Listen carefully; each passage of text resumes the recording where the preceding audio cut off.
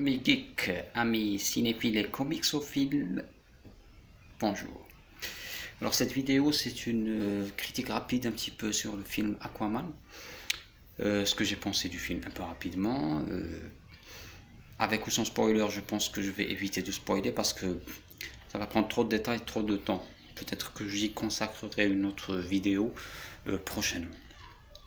Alors, ce qu'on dit sur YouTube, etc., les appréciations, il est clair que tout le monde sait que vraisemblablement le Aquaman c'est le film qui va relancer le DCEU, le World of DC, etc., de par son excellente performance, pour ne pas dire sa meilleure performance commerciale DC, bien sûr, puisqu'il a engendré donc plus de 1 milliard de dollars de recettes.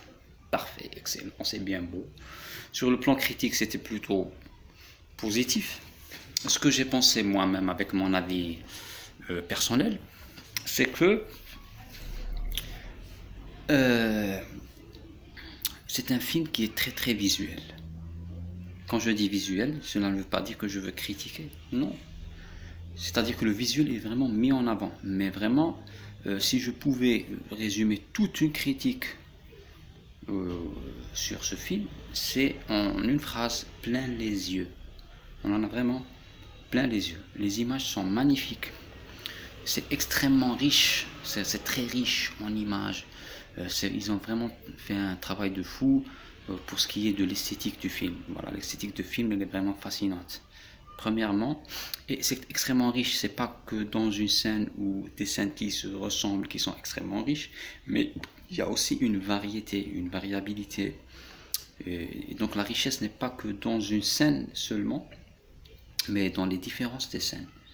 D'accord? Une scène qui se passe en pleine mer, c'est clair que c'est riche, mais aussi des scènes qui se passent dans le Sahara, des scènes qui se passent en Italie. Alors là, je pense que je ne spoil pas. Là, c'est vraiment, j'ai été vraiment positivement impressionné par ce film. Voilà.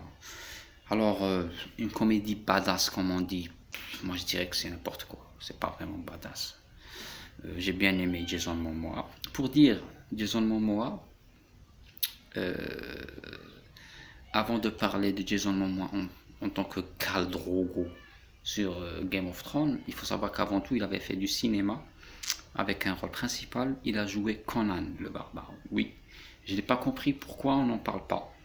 Parce que j'ai bien aimé son film, malgré que ça soit pas quelque chose d'extraordinaire, mais c'est plutôt pas mal. Moi j'ai apprécié, il fait un bon Conan. C'est pas le Conan de Schwarzenegger, c'est clair, mais c'est quand même assez bien. Et ensuite, après cela, je l'avais découvert dans Game of Thrones. Bien, alors,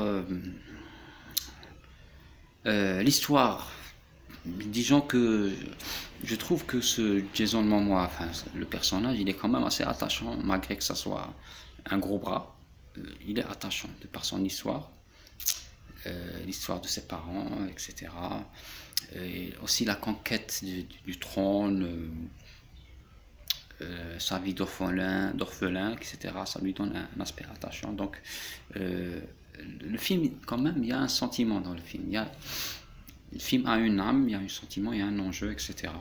C'est pas très profond comme scénario, comme BVS, les DC classiques, mais c'est un film extrêmement riche. Je trouve qu'il est vraiment riche visuellement, sur l'action. L'action, c'est vraiment de très belles actions, surtout celle de l'Italie. Alors là, j'y ai accroché, franchement. Ce que j'ai pas compris, c'est que j'ai eu l'impression que l'introduction de Black Manta était un petit peu forcée. Je sais pas, j'avais pas l'impression qu'il était indispensable, que ce personnage était indispensable à l'enjeu et à l'intrigue. Je sais pas. C'est comme si qu'ils étaient obligés d'introduire un Black Manta comme méchant classique. Voilà, c'est tout. Ça, c'est du point de vue un peu critique. Mais pour le reste, j'ai plutôt été bien impressionné par le film. Voilà, c'est tout ce que j'allais dire. Je souhaiterais qu'il y ait un deuxième, bien sûr. Je recommanderais le film à n'importe qui. D'autant plus que si vous le regardez en 3D, alors là, c'est juste magnifique. Excellent moment à passer en famille. votre ami, tout ce que vous voulez, voilà. Espérons, on va voir. Maintenant, s'il y a Shazam qui est sorti, je ne l'ai pas encore vu malheureusement, mais on verra ce qui se passe. Ça apparaît un petit peu, enfin, je sais pas.